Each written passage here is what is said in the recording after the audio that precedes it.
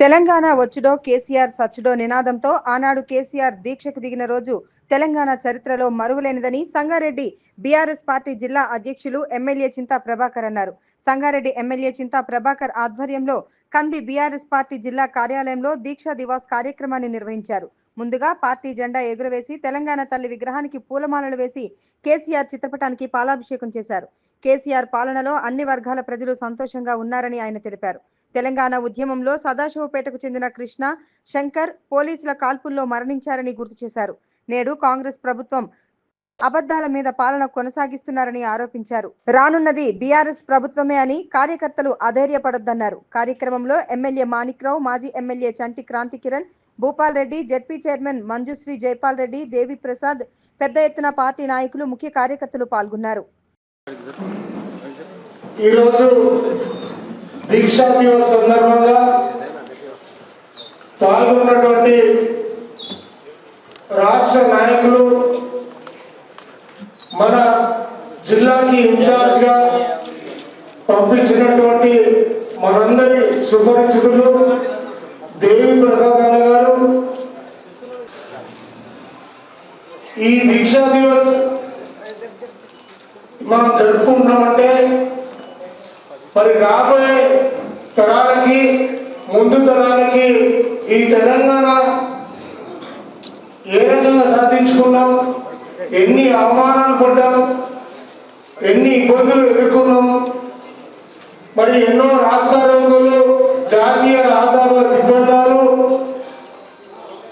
ఎన్నో రాజీనామాలు, చివరికి నేను తెలంగాణ వచ్చును లేదా కేసీఆర్ చర్చలు, మరి అదేవిధంగా తెలంగాణ వచ్చే వరకు నేను ఢిల్లీ నుంచి ఈ రాష్ట్రం గడ్డ మీద అడుగు పెట్టారంటే తెలంగాణ రావాల్సిందే, అంతవరకు రానని చెప్పి చెప్పడం కానీ ఎన్నో రకాల పోరాటం చేసిన తర్వాత తెలంగాణ మనం సాధించుకున్నాం.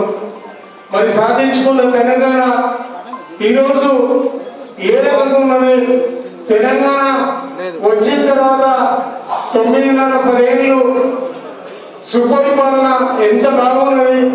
ఈ రాష్ట్రమే కాకుండా మరి దేశం మొత్తం గర్వపడేటట్టుగా, ప్రపంచ దేశాలు మెచ్చుకునేటట్టుగా ఈ రాష్ట్రంలో ఉన్న రైతాంగం కానీ అన్ని వర్గాలు చాలా సంతోషంగా ఉండే.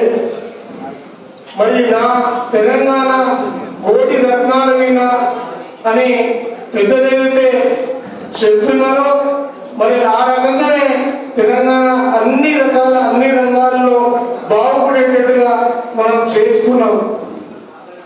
మరి ఈ తెలంగాణ రాకముందు 69 ఉద్యమంలో మరి మన జిల్లా సంగారెడ్డి కాన్స్టిట్యున్సీ, మరి నా సదాశివపేటలో కూడా 69 ఉద్యమంలో సారా కృష్ణ, భీమన్పల్లి శంకర్ ఇద్దరు కూడా పోలీస్ కాల్పుల్లో మరి అసలు సంగతి మనందరికీ తెలుసు. మరి ఎన్ని త్యాగాల ఫలితమే ఈరోజు తెలంగాణ ఈరోజు ఈ పరిపాలన ఎన్ని అబద్ధాలతో, ఎంత అబద్ధాలతో తెలంగాణ ఈరోజు పరిపాలిస్తున్నారు అన్న సంగతి కూడా మనందరికీ తెలుసు.